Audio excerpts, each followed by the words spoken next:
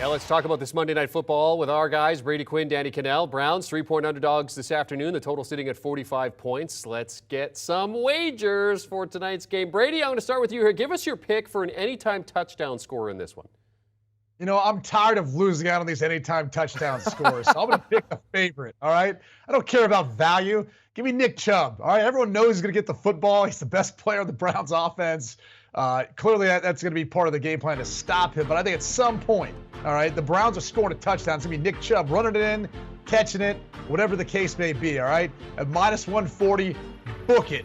You're going to be making some money. Maybe not quite as much value on this one, but he's scoring a touchdown tonight. Minus 140 is expensive, but go ahead and take it because I think you're probably right. He does, but I'm going to go a little bit further and find a little bit of value. I'm going to go with T. Higgins. I know Jamar Chase is out, but that's not going to stop Joe Burrow from slinging that rock around, from throwing it around the yard. I think either him or Tyler Boyd, and possibly both, could score touchdowns. But I think T. Higgins, a little bigger target. I think he'll go to him, so I think he scores tonight. Lock it up. Get a little plus money coming your way. Yeah, we're going to talk about those receivers in a second. Danny, Joe Burrow is coming off one of his best games of his career against Atlanta. 3 touchdowns, a rushing touchdown, almost 500 yards passing. So his passing touchdown prop here is over under 1.5.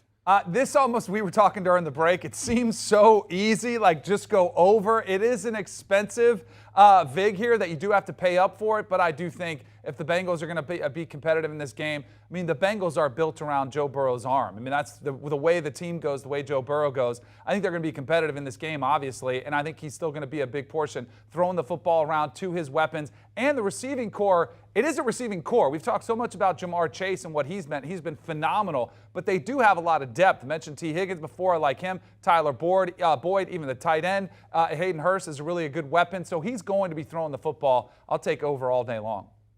I'm with you. Take the over. Don't forget about the running backs, too, in the passing game. They do have a good screen game. Joe Mixon could be a part of that. So that's a portion of it. Burrow's gone over this number for the last 5 games. He's really started to get on a roll, as has their offensive play calling, and I think that just the overall rhythm of the team. And the Cleveland Browns defense has struggled. They're a middle-of-the-road pass defense team. So to me, this is an easy over pick, even without Jamar Chase being a part of the equation. Yeah, and we mentioned Jamar Chase. That Bengals offense, of course, it takes a hit without Chase there, 4 to 6 weeks. But the good news is he's not going on IR, so we're not exactly sure how long he could be out, but the target is 4 to 6 weeks. So then, Brady, who do you target for a Bengals wide receiver prop at this one? To me, it's easy. It's Tyler Boyd, and you do get a little bit of value there going over his number of receptions. 5.5 receptions at plus 118 last time I checked. He's gone over this number the past 2 weeks. And with no Chase, I think he's going to get more targets. But on top of that, it should be a favorable matchup as they like to move Tyler Boyd around. So that's the guy that I've got my eye on that I like the over prop on at 5.5 receptions. This might be cheating a little bit because he's not true receiver. He's a tight end, but I'll go Hayden Hurst over the 3.5 receptions here. He's already a target that Joe Burrow likes to see. And with the offensive line struggling the way they have all season long for the Bengals, the tight end is always a good outlet to get to if you do get into trouble to find him. The bootleg game comes open. Red zone, he's one of Joe Burrow's favorite targets as well. So I think that's one of my favorite plays is over 3.5 catches for Hayden Hurst. Okay, and T. Higgins, I mean, 90-plus receiving yards in 3 of his last 5 games, if you're looking at that. Tyler Boyd, career high, 155 versus Atlanta last time out. Running backs, Kareem Hunt, only 9 rushes the past 2 weeks. He is a trade target, which we did not talk about. So Nick Chubb is the play in the run game. Brady, you already said you like him for an anytime scorer in this game. He's averaging 5.9 yards per rush. His rushing prop is over or under 83.5 yards. So Danny, what's your play on the rushing total? Over all day long. This Browns team, I think they have to play with a little desperation tonight too, as they're kind of falling behind here a little bit. You know, Jacoby Brissett, it started off okay, 2-1, and then they've really struggled somewhat to get the wins on the board. Playing at home, I think they've got to realize what puts Jacoby Brissett in the best position possible, but also this offense, regardless of who's playing quarterback, and that is running the football with Nick Chubb. So I think they'll force feed him the ball. I think he'll get a ton of carries tonight, and they're going to be committed to it, and I think they go over. I'm right there with you, Danny. I think it hits the over here, and in part because something that Jeremy just mentioned. If Kareem Hunt's potentially still on the trading block, and you're the Cleveland Browns, you've fielded some calls, and I think reportedly the rumor's been a 4th-round pick is what they're willing to give him up for. Probably don't want to play him in the event that he gets hurt and then it takes away any ability whatsoever to trade him before the trade deadline and get any sort of draft compensation instead. So that means more touches for Nick Chubb in the running game. He should go over this number. Look, the Cincinnati rush defense has been middle of the road this season, and I believe, check the math if it's right, they've given up over 160 yards the past 3 games. That's the average of that the past 3 games. So I think this one hits the over. Coming into week 8, he was the NFL's rushing leader. He needs to hit half of his prop to retake the lead from Saquon Barkley atop the rushing table. All right, we had the line off the top. Bengals favored by 3 with the total at 45. What's your play on the line, Brady? Well, my play on the line is I'll take the 3 points. Look, Cleveland, Halloween, things can be kind of scary. I mean, Kevin Stefanski looks like a werewolf to start off with. He doesn't need to get a costume. He just already comes out that way. And plus, I think if you actually comb through the season for the Cleveland Browns, they probably should have a little better record than what it looks like. It's just been poor management from time to time. So this is a spot where I think the Browns show up, are able to keep this one close, if not outright just shock a bunch of people and find a way to win this one. So I'll take the 3 points, and I also like the over in this one, Danny. I am in total agreement with you on the Browns. You know, the NFL, it is a lot about motivation and who comes ready to play.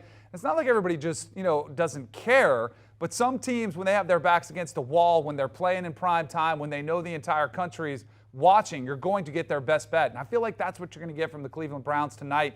And they do have they're going to get Deshaun Watson back here down the road. And I felt like if they could just stay around 500, they'd be in a pretty good position for those last 6 games of the season. And they're starting to fall behind that, meaning they have to come back up. So I like the Browns here playing at home as well as a 3-point underdog. As you mentioned in the sizzle reel there, too, the Browns have won the last 4 against the Bengals and have won 7 of the past 8 meetings. So, Danny, parlay, same game parlay. Finish us off with that. All right, so a little correlated parlay here that Brady did talk about, too. He said he doesn't mind if the Browns actually pulled off the outright win. So that's the first leg of mine, is the Browns on the money line. Then I've got Nick Chubb, one we talked about, going over his rushing total, because if the Browns are going to win, they will be running the ball successfully. And then I also think they could be kicking field goals. So I'm going to take Cade York, their field goal kicker, over 1.5 field goals, because I don't think this offense is just going to be prolific going up and down the field, but I do think they'll have some success, probably having to putter out in the red zone, settling for those field goals. And I love the return at plus 550.